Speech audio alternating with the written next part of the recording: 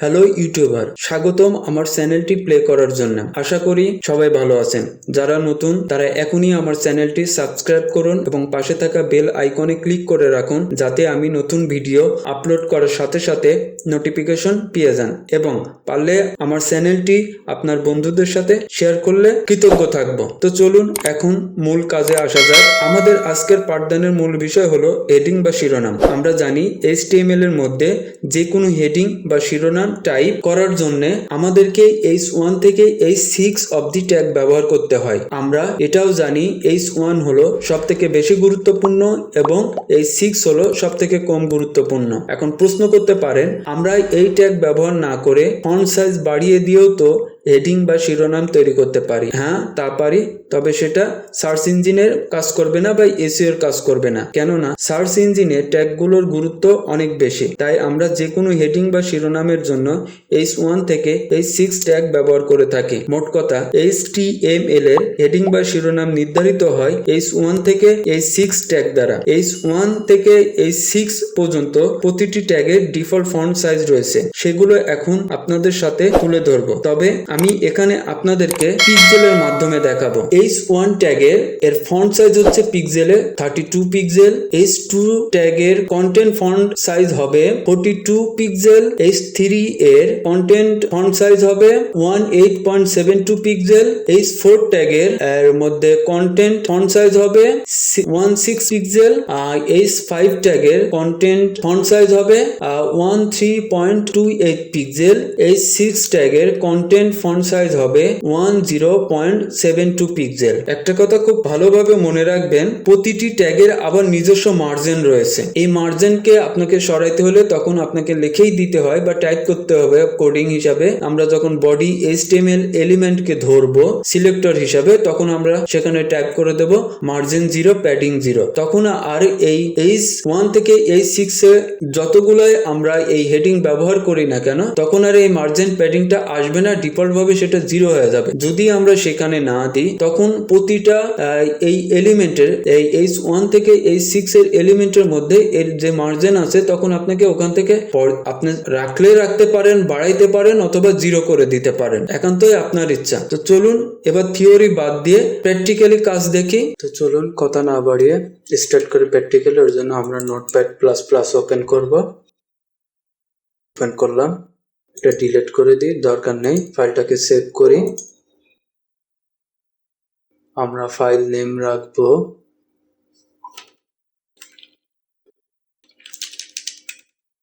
HTML heading dot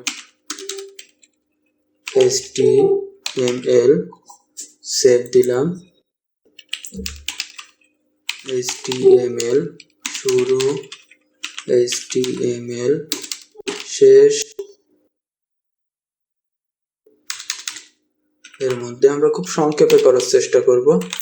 body, আমরা হেডের মধ্যে গেলাম না, বডি শেষ, বডি শেষ। এখন আমাদের আজকের কি হেডিং দিয়ে হেড দিয়ে HCAD হেড শুরু, HCAD হেড শেষ।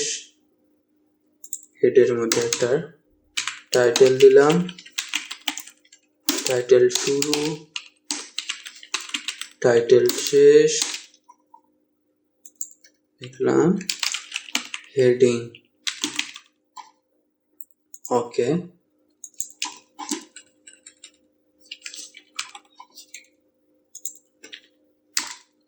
তো আমরা এখানে একটা পি, যদিও আমাদের এটা আলোচনার বিষয় না, তারপরে আমি একটা লিখে রাখি, পি প্যারাগ্রাফ লিখলাম। এখানে আমাদের H1 to H6 okay. Heading এর জন্য আমরা আগেই জানি যে হেডিং এর জন্য আমাদের H1 থেকে H6 ট্যাগ অবধি ট্যাগ ব্যবহার করতে হবে। আমরা ফার্স্ট যে আমাদের হেডিং হবে সেটা আমি এখানে করি H1 স্টার্ট, H1 এন্ড। এখানে লিখলাম hi, I am a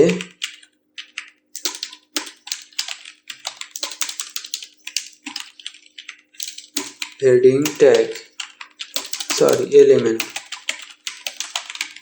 I am a heading elements. আমাদের ডাবল করার দরকার নাই। এবার আমরা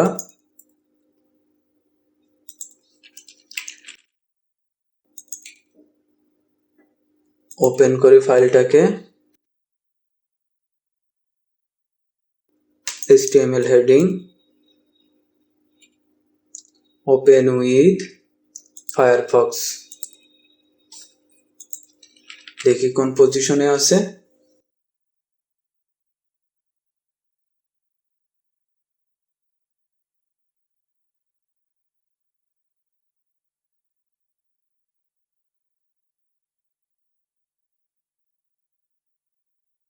ফাইলটা রান হয়ে গেছে।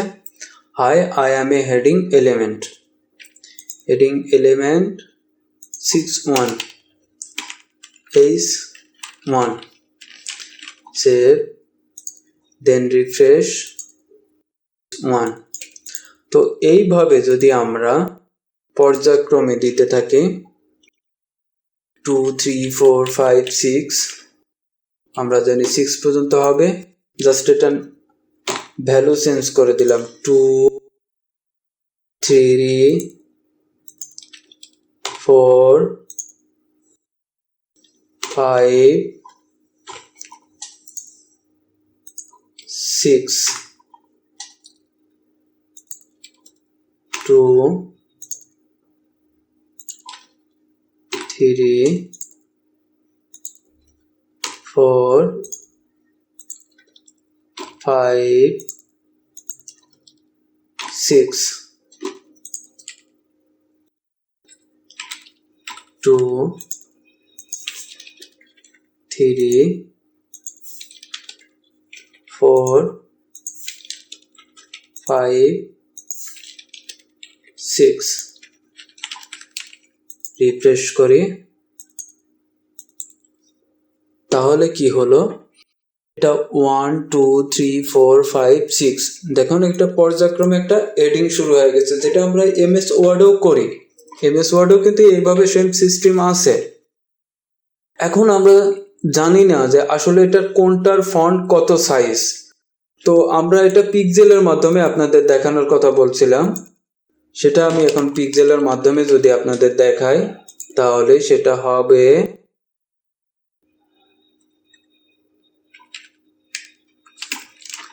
1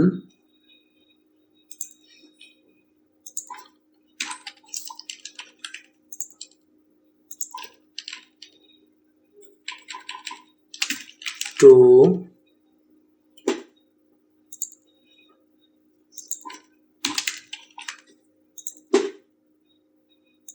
কপি করে রাখছি, আগে থেকে টাইপ করে রাখছি, কপি পেস্ট করছি এখন শুধুমাত্র সময় কমানোর জন্য।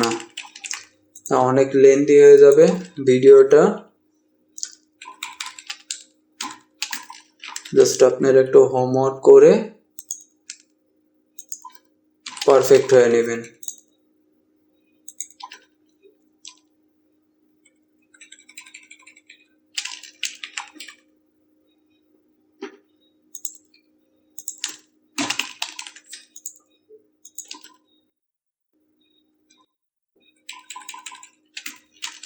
পেস্ট করে দিলাম, সেভ করলাম, দেন ব্রাউজার রিলোড দিলাম। এখন দেখুন এটা হচ্ছে H1 32 pixel, H2 24 pixel, H3 18.72 pixel,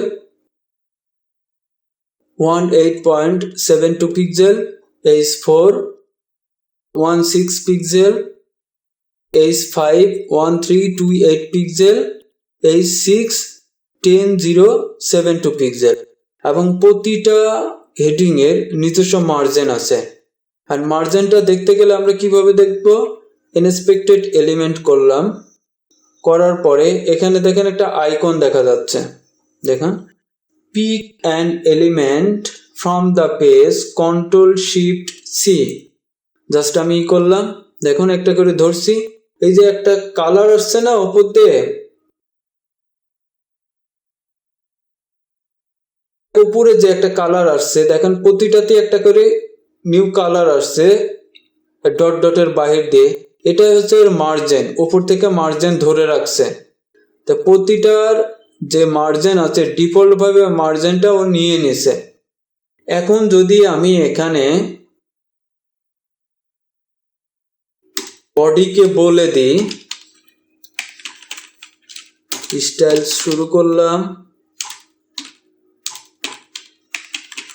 style শেষ করলাম,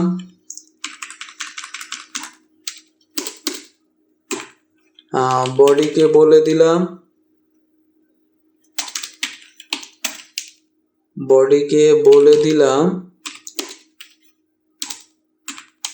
তোমার মার্জিন 0, মার্জিন 0, রিফ্রেশ দিলাম, দেখুন উপরে চলে গেছে, এই কর্নারের দিকে চলে গেছে। তারপরে এখানে মার্জিন আছে, পিক্সেল, প্যাডিং 0 পিক্সেল, রিফ্রেশ দিলাম,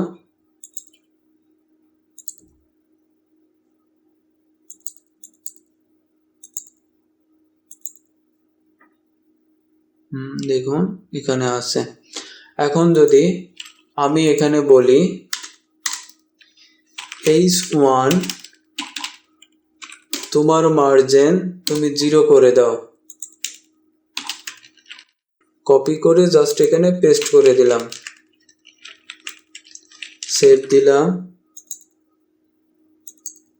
উপরে চলে গেল। এখন দেখুন বুঝতে পারছেন এখানে কিন্তু আর ওই বেগুনি কালার, ওই কালারটা দেখতে পারছে না, এখানে আছে কিন্তু H1 এ নেই, কারণ H1 এর মার্জিন আমি 0 করে দিছি। ঠিক অনুরূপ ভাবে যদি এর যে ডিফল্ট মার্জিনটা আছে, এই মার্জিনটা যদি আমি সরাইতে চাই তাহলে আমাকে কি করতে হবে, এটা আমি কপি করি, কপি করে এখানে কি দিলাম, H2 দিলাম, H2 তোমার মার্জিনও তুমি 0 করে নাও। আমি বললাম H2 তোমার যে মার্জিনটা আছে, তোমার মার্জিন আমি চাই না, তুমি 0 হয়ে যাও। এখন 0 হয়ে গেল, দেখুন আর নাই। তো খুব সহজভাবে বোঝাইতে পারছি আপনাদেরকে যে H1 থেকে H6 এর যে ফন্ট সাইজ আছে, ডিফল্ট ফন্ট সাইজ, সেটা আপনাকে পিক্সেলের মাধ্যমে দেখালাম, এবং শিরোনামগুলো কেন ব্যবহার করতে হয়, কতদূর পর্যন্ত আমরা ব্যবহার করতে পারবো, এর যে ডিফল্ট মার্জিন আছে সে মার্জিনকে আমরা কিভাবে সরাইতে পারি স্টাইলের মাধ্যমে, সেটাও আমি আপনাদেরকে দেখিয়ে দিলাম। আশা করি বুঝতে পারছেন, আর কোনো সমস্যা হবে না। যদি কোনো সমস্যা হয় অবশ্যই ইনবক্সে কমেন্ট করবেন, যথাসাধ্য চেষ্টা করব আপনাদের as soon as possible কমেন্টে রিপ্লাই দেওয়ার জন্য।